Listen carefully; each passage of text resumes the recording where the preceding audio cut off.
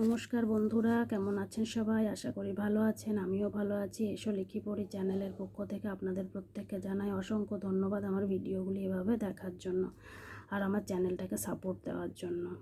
5757 কী করে অতি সহজে বাচ্চাকে খাতায় লেখানো যায় সে নিয়ে আজকের ভিডিওটি আমি বানাচ্ছি। আর ভিডিওর পাশাপাশি কিন্তু মানে সংখ্যা শেখানোর পাশাপাশি কিন্তু আমি এই নাম্বার নেম বা স্পেলিংটি কী করে বাচ্চাকে শেখানো যায় সে নিয়েও আমি বলে দিই। আপনারা ভালো করে লক্ষ্য করবেন, ভিডিওটি স্কিপ না করে পুরোটা দেখতে হবে।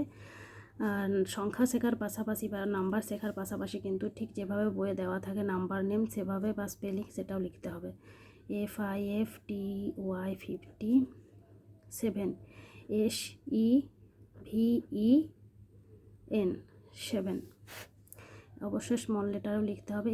FIFTY 57 SEVEN 7। যদি ভিডিওটি ভালো লাগে অবশ্যই একটি লাইক করবেন।